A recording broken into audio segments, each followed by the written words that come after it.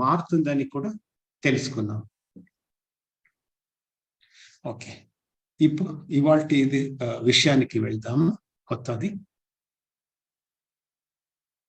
ఇది ఏంటంటే, ఒక గొప్ప ఎకనామిస్ట్ మార్టిన్ ఆర్మ్స్ట్రాంగ్ అని ఆయన పరిశోధన చేసి కనుక్కున్నది ఏంటంటే,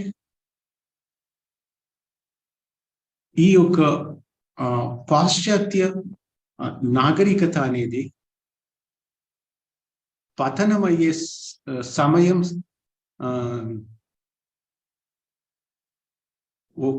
సమీపించిందని చెప్పాడు. ఇది రాబోయే ఇంకా నెక్స్ట్ ఇవాళ ఈ సంవత్సరం 2023, నెక్స్ట్ ఇయర్ ఈ 2024, నెక్స్ట్ ఇయరే ఇది ఒక ఈ పాశ్చాత్య నాగరికత పతనం జరుగుతుందని ఆయన తన పరిశోధన ద్వారా కనుక్కొని ఈ విషయాన్ని అందించాడు. ఈ విషయాన్ని మనకు కోబ్రా కూడా చెప్పాడు. ఈయన చాలా గొప్ప సైంటిస్ట్ అన్నమాట. ఈయన చాలా పరిశోధన చేసి ఈ రకంగా వేవ్ లాగా పెరుగుతూ ఒక పరాకాష్ఠ స్థితికి వెళ్ళిన తర్వాత దాని అవసానం ఈ రకంగా అవుతుందని చెప్పారు. కొలాప్స్ అనేది అన్నమాట. నెక్స్ట్ ప్లూటో, నెప్ట్యూన్, యురేనస్ గురించి చెప్పారు అస్ట్రాలజర్స్. ఇది కూడా చెప్పబడింది. రాబోయే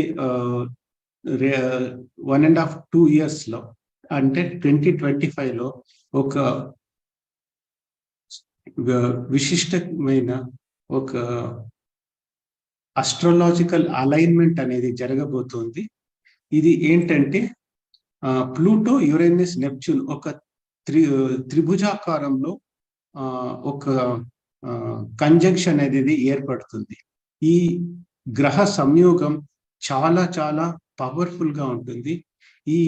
ఈ రకంగా సంయోగం 500 సంవత్సరాల వెనకాల అయి ఉండే. అప్పుడు పెద్ద ఎత్తున నాగరికత ఎదుగుదల చెందింది, చాలా పెద్ద పరివర్తన కలిగింది. అదే రకంగా ఇప్పుడు కూడా అవ్వబోతోంది అని చెప్పినారు.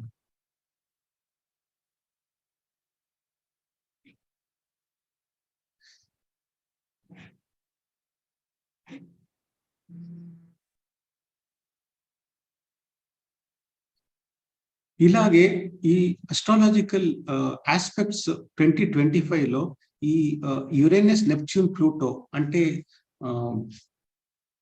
ఈ 3 గ్రహాలు ఏ రకంగా రెజొనేట్ అయ్యి ఒక సరికొత్త ప్రభావాన్ని భూమి గ్రహం మీద చూపిస్తుందని వాళ్ళు ఈ ఒక మ్యాథమెటికల్ క్యాలిక్యులేషన్ వేసి ప్లాట్ వేసి కనుక్కున్నారు. ఇది 2025 సంవత్సరంలో ఈ యొక్క గొప్ప రెజొనెన్స్ అనేది జరగబోతుంది ఈ 3 గ్రహాల మధ్య. ఇది చాలా ఇంపార్టెంట్ అని చెప్పారు. అతి ప్రాముఖ్యత కలిగిన ఈ యొక్క టైం అన్నమాట. ఇది రాబోయే 1.5 years లో. ఇది 500 సంవత్సరాలకి ఒక్కసారి ఈ రకంగా రెజొనెన్స్ అనేది ఏర్పడుతుంది. ఇది ఇప్పుడు ఈ రకంగా రెజొనెన్స్ రాబోతుంది. అట్లాగే మనకి చాలా సమీపంలోనే ఉన్నటువంటి సిరియస్ నక్షత్రాలు కూడా మన సౌరమండలానికి చాలా క్లోజ్ కనెక్షన్ ఉందన్నమాట. సో సిరియస్ నక్షత్రంలో ఏదైనా గొప్ప మార్పు కలిగిందంటే దాని ప్రభావం మన సౌరమండలం మీద వస్తుంది. అలాగే మన సౌరమండలం మీద కలిగే ఒక మార్పు సిరియస్ నక్షత్ర మండలం మీద ప్రభావం చూపిస్తుంది. ఇది ఏంటంటే ఇది సిరియస్ ఏ నక్షత్రం, మరి ఇక్కడ చుట్టారా తిరుగుతున్నది ఇది సిరియస్ డి నక్షత్రం అన్నమాట. ఇది ఒక నక్షత్రం చుట్టారా ఇంకొక నక్షత్రం అనేది తిరుగుతూ ఉంటుంది. ఈ ఒక సైకిల్ తిరగడానికి 50 years టైం తీసుకుంటుంది. అంటే 1975 నుండి ఈ యొక్క ఎక్స్ట్రీమ్ పాయింట్ నుంచి ఇది మొదలై 2025 కి ఇది ఎండ్ అవుతుంది. ఈ యొక్క సైకిల్ కూడా చాలా ఇంపార్టెంట్. దీన్ని కూడా కోబ్రా చెప్పారు. ఈ యొక్క సైకిల్ కూడా రాబోయే ఒక గొప్ప పరివర్తనని చూపిస్తోందని చెప్పారు. ఈ ఈ పీరియడ్ లో, ఈ టైంలో చీకటి శక్తులు సంపూర్ణంగా రూపాంతరం తీసుకు చెందుతున్నారని చెప్పబడింది.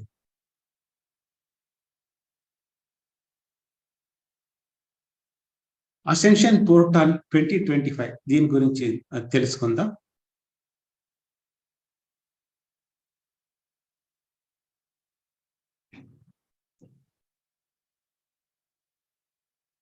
ప్రతి ఒక్కటి ఈ విశ్వంలో ఒక సైకిల్ మీద ఆధారం పడుతుంది. అంటే విశ్వం యొక్క సైకిల్ అయి ఉండొచ్చు, గెలాక్టిక్ సైకిల్ అయి ఉండొచ్చు, మన సౌరమండలం సైకిల్ ఉండొచ్చు. ఈ సైకిల్స్ కూడా కాస్మిక్ ఎనర్జీని క్రియేట్ చేస్తూ కొత్త రకంగా మనకు ప్రభావాన్ని అందిస్తూ ఉంటాయి. మరి ఇది డైనమిక్ గా మూలంతో కనెక్షన్ తెచ్చుకుంటూ అనుసంధానింపబడి ఉంటుంది. ఇదొక్కటే కాకుండా చీకటి శక్తుల వల్ల కలిగిన ఈ ఒక ప్రైమరీ అనామలి మరి సబ్ క్వాంటమ్ అనామలి కూడా ఈ దాని ప్రభావం మనకు చూపిస్తోంది. ఇప్పుడు మనం ఒక కన్వర్జెన్స్ పాయింట్, అంటే ఒక సంయోగం అయ్యేటటువంటి సమయం చూస్తున్నాము త్వరలోనే. ఈ సమయంలో మన విశ్వం మొత్తం ఉన్న చీకటి అంతా తుడిచివేయబడుతోంది. ఇది చాలా గొప్ప విషయం, చాలా గొప్ప ప్రాముఖ్యత కలిగిన ఈ యొక్క పాయింట్ మీరందరూ అర్థం చేసుకోవాలి. ఈ యొక్క కన్వర్జెన్స్ పాయింట్ అనేది 2025 లో అవ్వబోతోంది, అంత త్వరలోనే. అలాగే నేను అప్పుడే చెప్పినట్లు ఈ 3 గ్రహాలు యురేనస్, నెప్ట్యూన్, ప్లూటో సంయోగం కూడా 2025 లోనే అవ్వబోతోంది.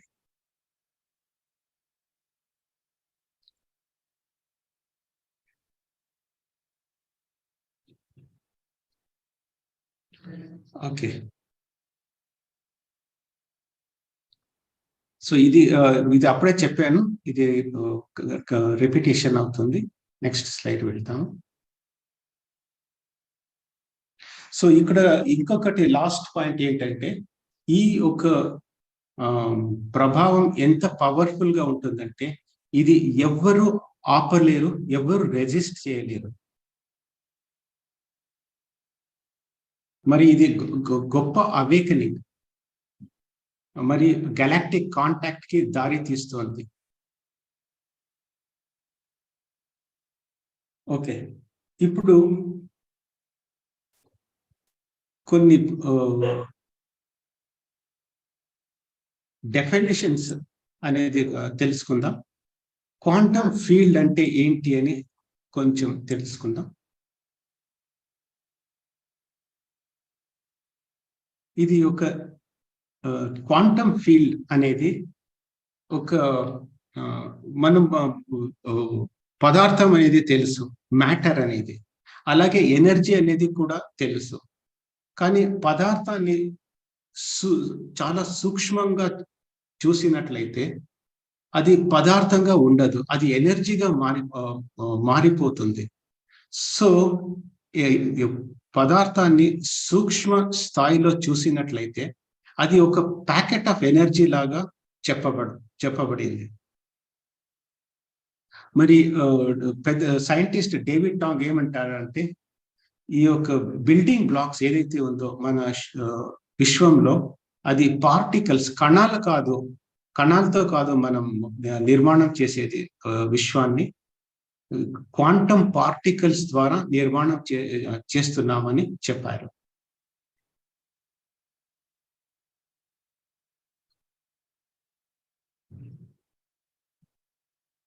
ఓకే.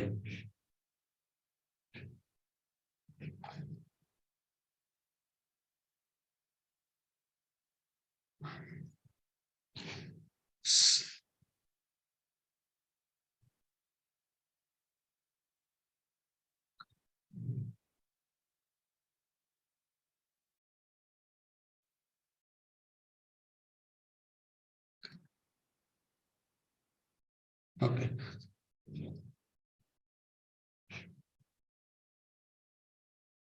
ఒక నిమిషం. ఇది సరిగా రావట్లేదు.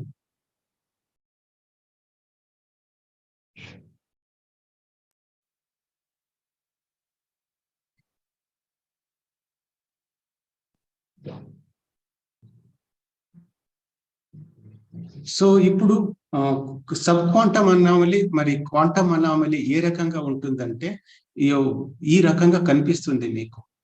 అంటే ఆ ఒక క్వాంటమ్ లెవెల్లోకి వెళ్ళి దృశ్యం చూసినట్లయితే ఈ రకంగా కనిపిస్తుంది. ఇదొక క్వాంటమ్ ఫోమ్ అంటారు.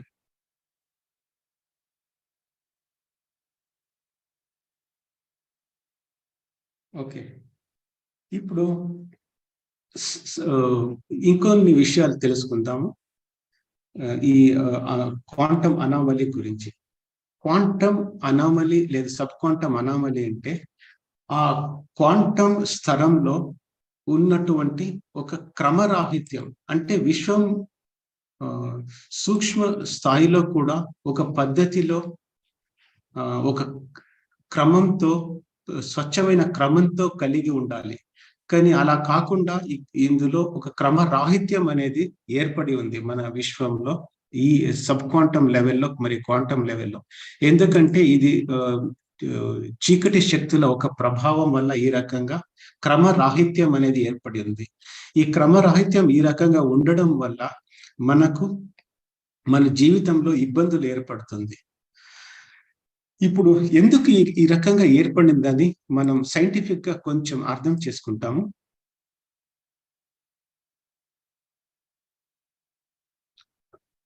ఓకే. ఓకే. ఇప్పుడు ప్లాంక్ లెంత్ అని చెప్పారు సైంటిస్ట్. ఇది ఇది ఏంటంటే చాలా చాలా సూక్ష్మమైన చిన్న అతి చిన్న ఒక మెజర్మెంట్ అన్నమాట.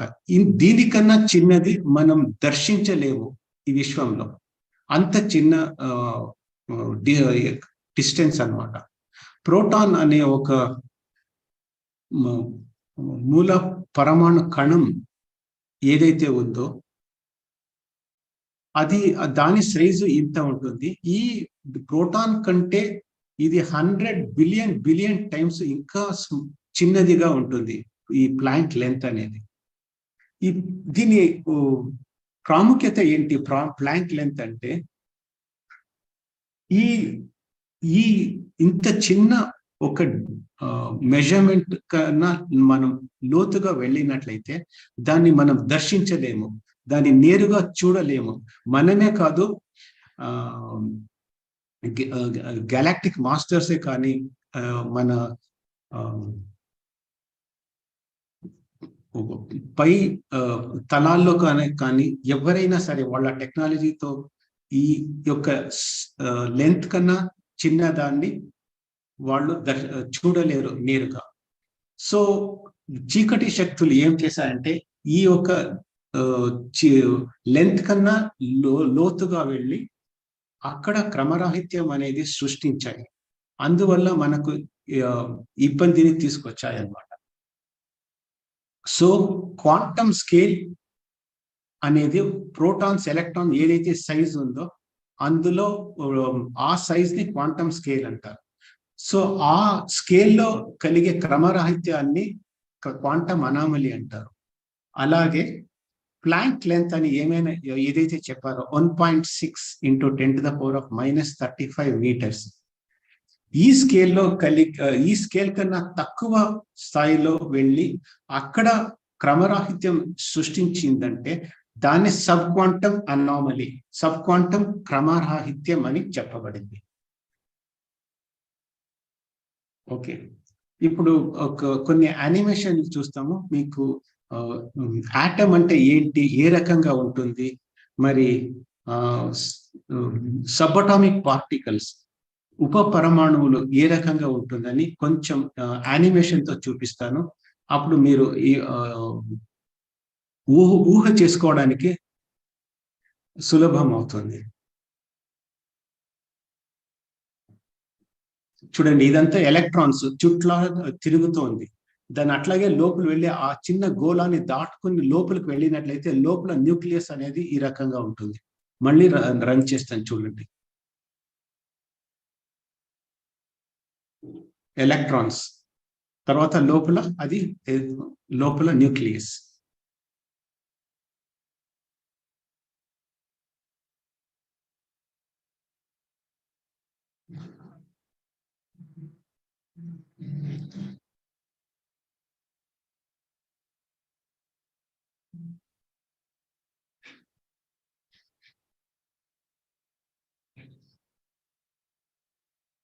ఒక్క నిమిషం.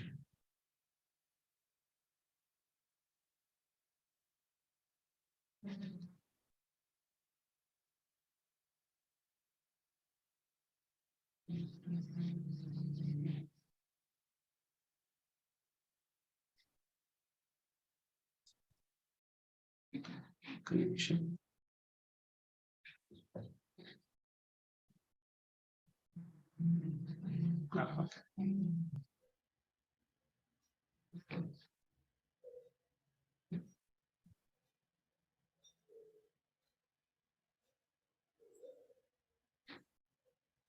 Anand sir? ఒక్క నిమిషం. Okay. మళ్ళీ స్టార్ట్ చేస్తాను. ఓకే.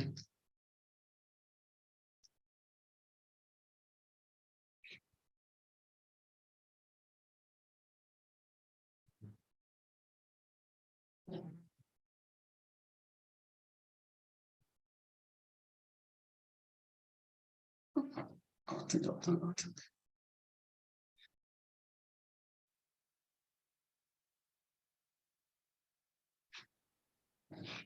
ఓకే.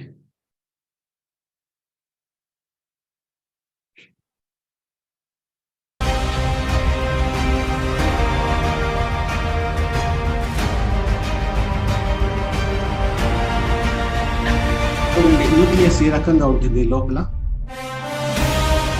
న్యూక్లియస్ కన్నా లోపల వెళ్ళినట్లయితే ప్రోటాన్స్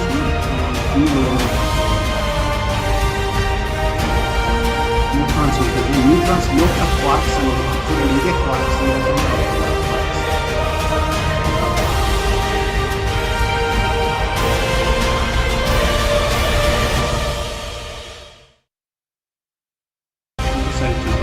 యాటమ్ లోపల న్యూక్లియస్, న్యూక్లియస్ లోపల ప్రోటాన్స్ న్యూట్రాన్స్ ఈ రకంగా ఉంటుంది. ప్రోటాన్స్ న్యూట్రాన్స్ లోపల అది క్వార్క్స్ ద్వారా నిర్మాణం అవుతుంది.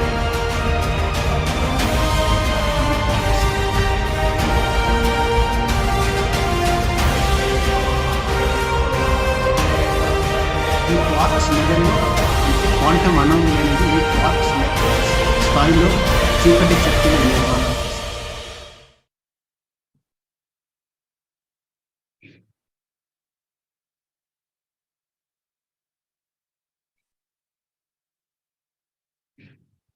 Quarks are the ultimate building blocks of visible matter in the universe. If we could zoom in on an atom in your body, you would see that it consists of electrons swarming in orbits around a nucleus of protons and neutrons. And if we could zoom in on one of those protons or neutrons, we'd find that they themselves are made up of a trio of particles that are so small that they have almost no size at all and are little more than points. These point-like particles are the quarks. Quarks are elementary particles. Like electrons, they are not made up of any other particles. You could say that they are on the ground floor of the standard model of particle physics. It turns out that there are actually 6 types or flavors of quarks in total. Besides the up, down and the strange quarks, there are also charm, top and bottom quarks. Okay. ఇప్పుడు Planck length అంటే ఏంటి అని ఈ యొక్క simulation ద్వారా తెలుసుకుందాం. What's the smallest thing that you can imagine? Well, depending on how good your imagination is, you might be able to imagine pretty small. But can you imagine Planck length small? Well, let's find out. I make a new and quite frankly geeky video each week, so if you enjoy this geekery, then hit that subscribe button for more geeky goodness. The Planck length is 1.6 times 10 to the minus 35 of a meter. Or in other words, it's... చూడండి, Planck length అంటే ఇన్ని 0 point వేసి ఇన్ని జీరోలు అయినాక 16 metres. అంత సూక్ష్మమైనది, అంత చిన్నది ఈ యొక్క length. This small. But we can't just start off by trying to imagine something that small. We need to practice a little bit first, otherwise we risk some serious imagination injuries. So let's start off by using our imaginations to think of some very small things, and then kind of work our way up, or actually down for that matter, to the Planck length. In the early 1800s, John Dalton revived the idea of the atom originally theorised by the ancient Greeks. In his initial model, the atom was the smallest unit of matter and it couldn't be divided. Also, so electrons ఈ రకంగా nucleus చుట్టారా తిరుగుతూ ఉంటుంది. Atoms couldn't be created and they couldn't be destroyed. So here we have a hydrogen atom, and this is... ఇది hydrogen పరమాణు అన్నమాట. ఈ hydrogen అణు ఒక ప్రోటాన్ మరి చుట్లారా ఒక ఎలక్ట్రాన్ కలిగి ఉంటుంది. ఒక ఎలక్ట్రాన్ ఆ ప్రోటాన్ చుట్లారా తిరుగుతూ ఉంటుంది. దాన్ని చూపిస్తున్నారు. దాని లెంత్ ఏంటి అని చెప్తున్నారు. దాని సైజ్ ఏంటి అని కూడా చెప్తున్నారు. Very small, much smaller than we can actually see even with the most powerful microscopes. ఇది ఎలక్ట్రాన్ చూపిస్తున్నది. ఎలక్ట్రాన్ ఆ రకంగా తిరుగుతూ ఉంది. But we can go smaller than that. When this here we have a hydrogen atom. So దీని electron యొక్క diameter, ఇది చుట్లారా తిరుగుతుంది కదా, ఈ యొక్క డయామీటర్ ఇంత ఉంటుంది. 3.1 into 10 to the power of -11 meters అన్నమాట. The size of this atom is 31 picometers, or 3.1 times 10 to the minus 11 meters. Let's just put that into perspective a second. Let's put that into a bit of perspective. If I took a grain of sand and scale that grain up so that along each side was 30 kilometers, that's about 18 miles, the size of an atom would be the size of a grain of sand. That's how small atoms are. In 1911, Ernest Rutherford conducted an experiment in which he shot positively charged alpha particles at a very thin sheet of gold foil. He found that most of these particles passed straight through the gold without any deviation whatsoever. This meant that atoms were largely empty space. So let's now imagine the nucleus inside the atom. Here, to make things a little easier, I'm going to imagine a hydrogen atom. And the nucleus of this is just a single proton. I said that atoms were largely empty space, but what I really meant was almost completely empty space. If this is the size of an atom, then the nucleus will be this small. చూడండి, ఈ చుట్లారా గోళం ఉంది కదా, ఇది electrons ఈ రకంగా చుట్లారా చుడుతూ ఉంటే లోపల న్యూక్లియస్ అనేది ఎక్కడ ఉంటుందని చూపిస్తున్నారు. ఇంకా లోపల ఉంది, అది జూమ్ అవుట్ చేస్తూ చూపిస్తారు. వాచ్ చేయండి. Or to put it another way, if the atom was the size of Wembley Stadium, and if you're not familiar with Wembley, then just imagine any other large sports stadium, then the nucleus would be the size of a marble on the center circle. ఇప్పుడు చూడండి, అంత లోపల ఉంటుంది nucleus, చిన్నది. This proton then is 1 times 10 to the minus 15 of a meter. So can we go... so nucleus యొక్క size proton the 10 to the power of -15 meters అన్నమాట. Smaller than a proton? Most definitely. Protons are made of quarks. 3 quarks make 1 proton. And for a proton, it's 2 up quarks and 1 down quark. The up and down business is the flavour of the quark, and things are now starting... okay, so proton దేని ద్వారా నిర్మాణం అయిందంటే quarks ద్వారా నిర్మాణం అయింది. So ఇందులో 2 రకాలుగా quarks ఉన్నాయి. అప్ క్వార్క్, డౌన్ క్వార్క్ అని. 2 అప్ క్వార్క్స్ ఉంటాయి, మరి ఒక డౌన్ క్వార్క్. అది 3 కలుసుకోవడానికి ఇంకొక పార్టికల్ అంటారు గ్లూఆన్ అని. ఇది దీన్ని అతికిస్తుంది, అతికించి ఈ ప్రోటాన్ అనే దాన్ని సృష్టిస్తుంది. సో యు మరి డి ఇది క్వార్క్స్ అన్నమాట. To get a little bit strange here, and sizes from here on down are not actually confirmed, but we've got to go on. Holding the quarks together is another elementary particle called the gluon. A quark is 1,000th of the size of the proton. In other words, if the proton was the size of a beach ball, then the quark would be the size of a grain of sand. Quark is 1 times 10 to the minus 18 of a meter. So ఇక్కడ ఏం చెప్తున్నారంటే proton size కన్నా 1000 రెట్లు చిన్నది అని చెప్తున్నారు. 1000 times smaller than proton అంటున్నారు ఈ quarks. So are we anywhere near Planck length? Not even close. So అది 10 to the power of -18 అని. కానీ ప్లాంక్ లెంత్ అనేది 10 to the power of -35, అంటే ఇంకా చాలా చాలా సూక్ష్మంగా ఉంటుంది, ఇంకా చాలా చాలా చిన్నది. అది ఎంత చిన్నది అని మళ్ళీ ఆయన చెప్పబోతున్నారు, వినండి. Well, is there anything smaller than a quark? The smallest I could find, and this is 1,000,000 times smaller than a quark, and here we have the neutrino.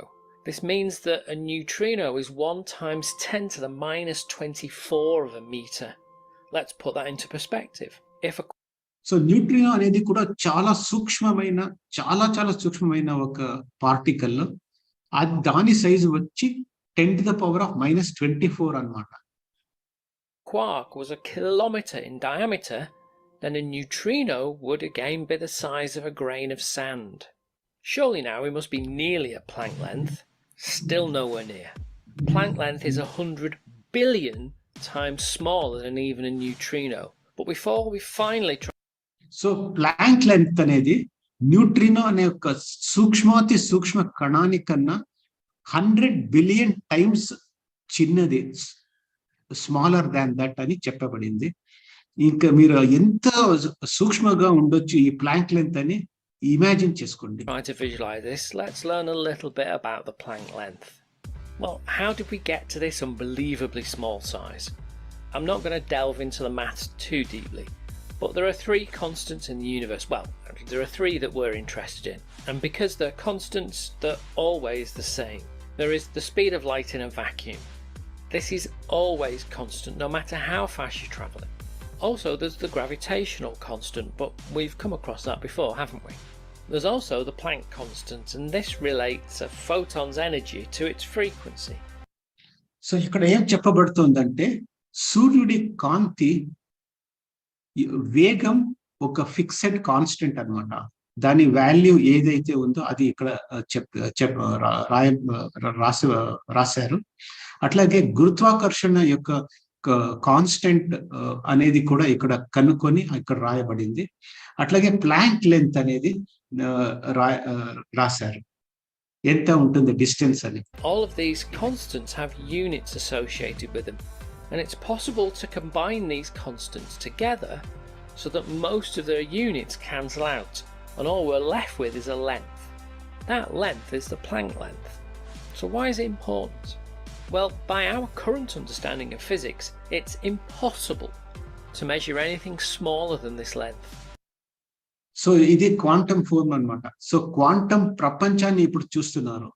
అంటే ఉప పరమాణు ప్రపంచం లోపలికి వెళ్ళి క్వాంటమ్ ప్రపంచానికి వెళ్ళి అక్కడ ఆ ప్రపంచం ఏ రకంగా ఉందని దర్శిస్తున్నారు. In reality, we can't measure even anything closely approaching this size at the moment. But imagine it was possible to build a measuring device that could measure absolutely any length in the universe. It would still be impossible to measure smaller than this. Okay. So ఇక్కడ ఏం చెప్తున్నారంటే ఈ ఒక length ఏదైతే ఇక్కడ రాయబడి ఉందో దానికన్నా చిన్నదాన్ని మనం కొలచలేము. మన సైంటిఫిక్ గా ఏదైతే మనం కొలత అనేది ఉందో దాని లిమిటేషన్ ఈ రకంగా ఉంటుంది, ఈ డిస్టెన్స్ బట్టి ఉంటుందని చెప్పబడింది. The Planck length is also the scale at which it's thought that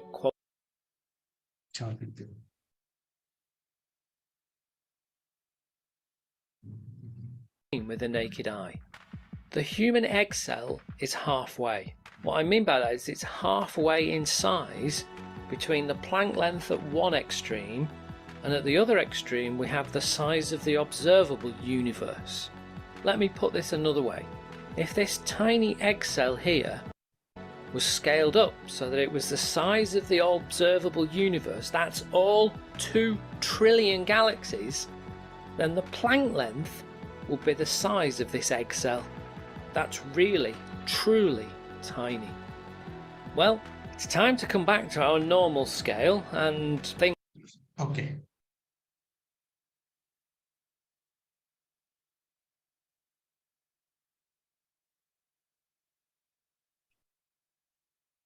so ఇప్పుడు ఒక ఐడియా వచ్చింది, సబ్ క్వాంటమ్ లెవెల్లో క్వాంటమ్ లెవెల్లో ఏ రకంగా ఉంటుందని. సో సైన్స్ ఏం చెప్తుందంటే సూర్యుడి కాంతి వేగం కన్నా ఏది ఎక్కువ, దానికన్నా వేగం కన్నా ఎక్కువ వెళ్ళలేదు, కదలక ఉండదు అని చెప్తుంది. కానీ అది సత్యం కాదని కోబ్రా చెప్తున్నారు.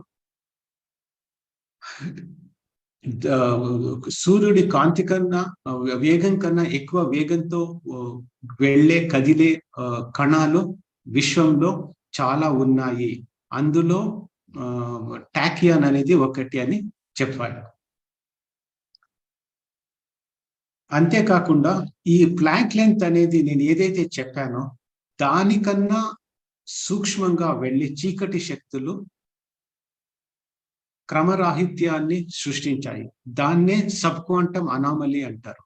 ఈ యొక్క సమస్యని నివారణ చేయడానికి చాలా కష్టపడుతున్నారు లైట్ ఫోర్సెస్. ఇది పై తలాల్లో క్లియర్ చేయబడింది.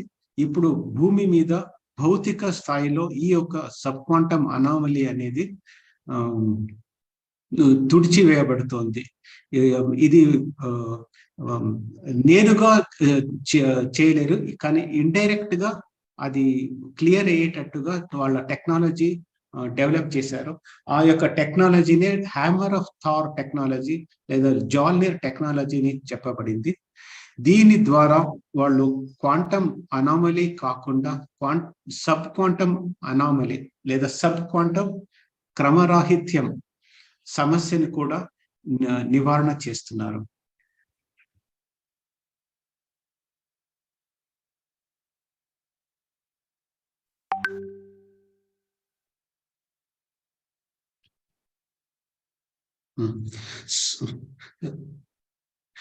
సో క్వాంటమ్ ప్రపంచం మనకు నేరుగా కనిపించదు, కానీ మన ఉనికిని అది ప్రభావం చూపిస్తుంది. ఎందుకంటే ఆ క్రమరాహిత్యం బయటకు వచ్చి మనకు అందుతుంది. అందువల్ల మనకు తెలుస్తుంది ఈ రకంగా ఉన్నటువంటి సబ్ క్వాంటమ్ సమస్యలు ఏ రకంగా యాంప్లిఫై అయి మనకి తాకుతుంది అని దీని ద్వారా మనం అర్థం చేసుకోవచ్చు. సో సబ్ క్వాంటమ్ అనామలీని నేరుగా దర్శించలేము, డిటెక్ట్ చేయలేము, అది పాక్షికంగానే కనుక్కోవాలి. ఇది ఒక పెద్ద సమస్య. దీన్ని క్లియర్ చేయడానికి ఇదే ఒక పెద్ద సమస్య.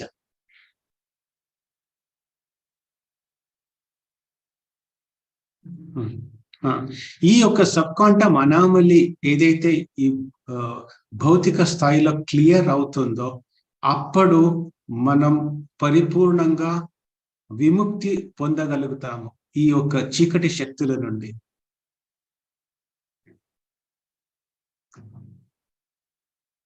సో దీని ద్వారా ఎథరిక్ మరియు ఆస్ట్రల్ లో ఉన్నటువంటి సాంద్రత క్లియర్ చేయబడుతుంది. ఒక థిక్ ఫాగ్ లాగా, ఆవిరి లాగా ఉంటుంది. ఇది క్లియర్ చేయబడుతుంది. ఇది సో దీని ద్వారా మనందరి జీవితం త్వరలో ప్రకాశవంతంగా మారబోతున్నది. ఇదైన తర్వాత ఇది ఈవెంట్ అనేది జరగబోతుంది ఫ్రెండ్స్. సో ఈ అనామలీ, ఈ క్రమరాహిత్యం ఏం చేస్తుందంటే మన ఎనర్జీ ఫీల్డ్ని, మన భావనలని, మన ఆలోచనలని, మనం చేసే చర్యలని కూడా సానుకూలంగా కాకుండా ప్రతికూలంగా ప్రభావిస్తుంది ఈ యొక్క అనామలీస్.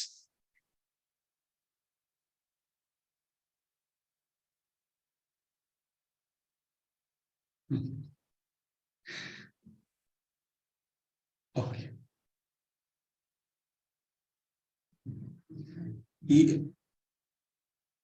ఈ యొక్క సబ్ క్వాంటమ్ అనామలీ ఏ రకంగా మనకు ప్రభావం చూపిస్తుందని నేరంగా చెప్పలేరు. ఎంత పరిమాణంలో ఉంటుంది, అందుతుంది మనకు ఈ ఒక ప్రభావం అని చెప్పలేము. ఇది లైట్ ఫోర్సెస్ కూడా తెలియదు, అందుకే వాళ్ళు దీన్ని ఇండైరెక్ట్ గా హ్యాండిల్ చేసి క్లియర్ చేస్తున్నారు. సో దీనికి కొంచెం టైం పడుతుంది, అందుకే ఈ యొక్క ప్రక్రియ కొంచెం జరగడం కొంచెం ఆలస్యమైంది, వాయిదా వేయబడింది. కానీ ఇప్పుడు ఇది చాలా ఫాస్ట్ గా జరుగుతుంది. తొందరలోనే ఈ భౌతిక స్థాయిలో కూడా ఇదంతా మొత్తం క్లియర్ అవ్వబడుతుంది. ఇది అవ్వగానే మనకు ఈవెంట్ అనేది జరగబోతుంది.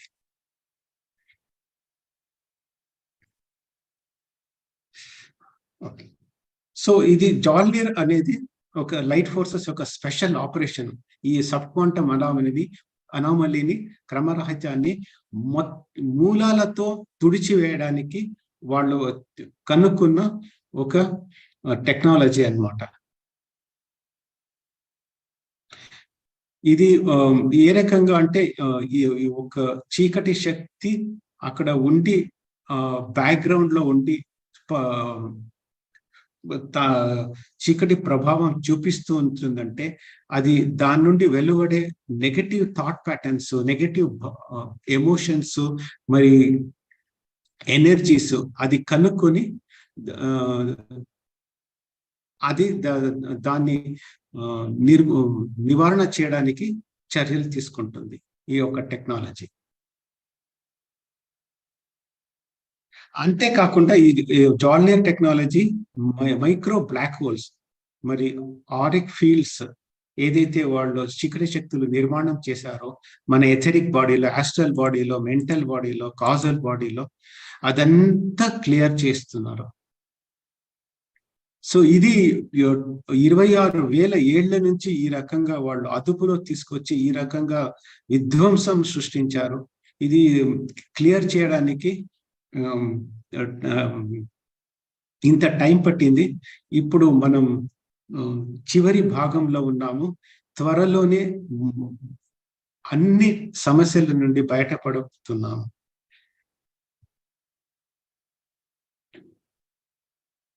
సో తగినంత ఈ క్రమరాహిత్యం నివారణ అయినప్పుడు మన ఈవెంట్ కు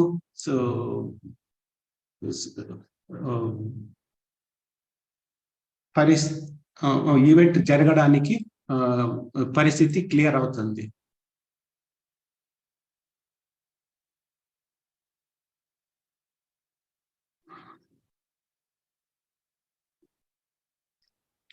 ఇది ఈ సబ్ క్వాంటమ్ అనామలీ ఎందుకు వచ్చింది, ఎందుకు ఇలా అయింది అని మూల కారణానికి కనుక్కోవడానికి వెళ్ళినట్లయితే ఇది చాలా ఆశ్చర్యం కలిగించే విషయం.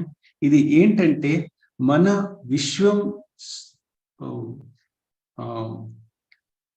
సృష్టి అయ్యే ముందు వెనకటి సైకిల్లో, ప్రీవియస్ సైకిల్లో ఉన్నటువంటి పాత విశ్వం ఏదైతే ఉండిందో అక్కడ ఎదగలేని ఆత్మలో ఈ యొక్క సైకిల్ కంప్లీట్ అయినప్పుడు బయట పడకుండా ఆ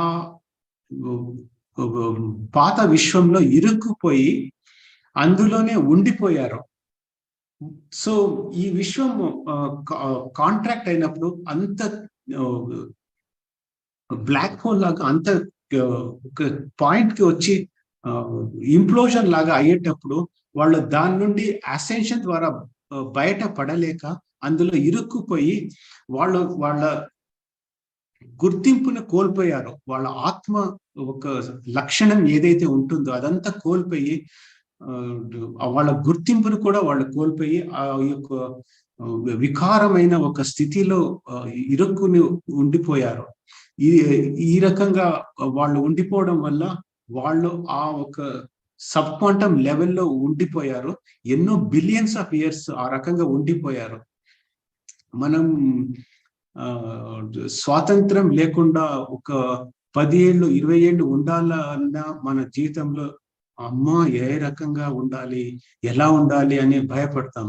కానీ వాళ్ళు ఈ రకంగా ఇంత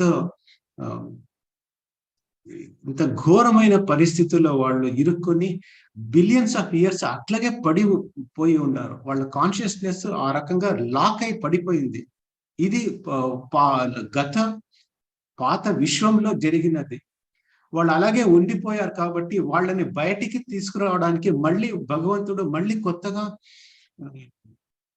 విశ్వం సృష్టించాల్సి వచ్చింది. విశ్వం సృష్టించి వాళ్ళు అందులో వచ్చి ఆ ఒక క్వాంటమ్ అనామలీ ఏదైతే వాళ్ళు సృష్టించుకొని ఉన్నారో దాని నుండి బయటపడి రావడానికి అవకాశం కల్పించడానికి ఈ రకంగా జరుగుతోంది. ఇప్పుడు వాళ్ళకు కూడా విముక్తి కలిగే ఒక సమయం ఆసన్నమైంది.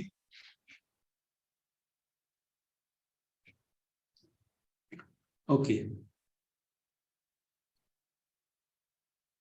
సో ఈ సబ్ క్వాంటమ్ అనామలీ ఈ రకంగా క్లియర్ అవుతున్నప్పుడు ఇంకా ఎక్కువ టైం లేదు కాబట్టి వాళ్ళ ఈ డార్క్నెస్ బీయింగ్స్ అన్నిటినీ వాళ్ళు తీసుకుని సెంట్రల్ సన్ కి తీసుకువెళ్తున్నారు. అక్కడ వాళ్ళని రీకాస్ట్ అని చేయబడి వాళ్ళని మూల చైతన్యంతో కలిపి వేయబడుతోంది. సో ఇది చాలా ఫాస్ట్ గా జరుగుతోంది ఈ ప్రక్రియ. సో వీళ్ళు విధ్వంసం సృష్టించడానికి తయారు చేసుకున్న క్వార్క్స్ ద్వారా చేయబడిన అన్ని రకాల ఆయుధాలన్నీ వాళ్ళు క్లియర్ చేస్తున్నారు. సో ఈ రకంగా మన సబ్-అటామిక్ అంటే ఉప పరమాణు స్థాయిలో కూడా ఒక సమతుల్యత, ఒక అలైన్మెంట్ అనేది రాబోతోంది. తద్వారా ఈ యొక్క క్రమరాహిత్యం అనేది మళ్ళీ మొత్తం తుడిచివేయబడుతోంది. సో ఈ రకంగా క్వాంటమ్ ప్రపంచం అనేది మనకు కనిపించదు, కానీ అది నేరుగా మనకు ప్రభావం చూపిస్తుంది. సబ్ క్వాంటమ్ అనామలీ కూడా మనకి కనిపించదు, కానీ అది పాక్షికంగా ప్రభావం చూపిస్తుంది. ఇది ఆ రెండింటికి ఉన్న తేడా. సో తొందరలోనే ఇవంతా క్రమరాహిత్యం ఎథెరిక్ తలాల్లో, ఆస్ట్రల్ తలాల్లో, మానసిక తలాల్లో అంత మొత్తం ఈ యొక్క సాంద్రత క్లియర్ చేయబడి ఈవెంట్ కు ఇది దారి తీస్తుంది.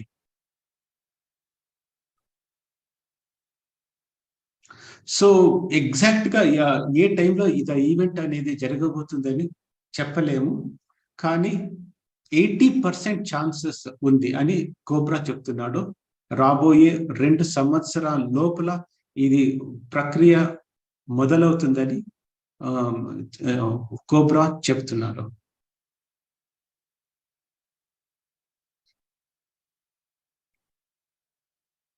చీకటి శక్తులు వాళ్ళ మూల గ్రహం అనేది ఒరయాన్ కాన్స్టలేషన్ లో ఉన్నటువంటి గ్రహం రీగెల్ అని. ఆ రీగల్ ని కూడా వాళ్ళు లైట్ ఫోర్సెస్ కి, గెలాక్టిక్ ఫోర్సెస్ కి అప్పగించేశారు. కానీ మా భూమిని మాత్రం వాళ్ళు వదులుకోవట్లేదు. సో ఇది విశ్వంలోనే చీకటి శక్తుల నుండి అవుతున్న ఆఖరి గ్రహం మన భూమి గ్రహం.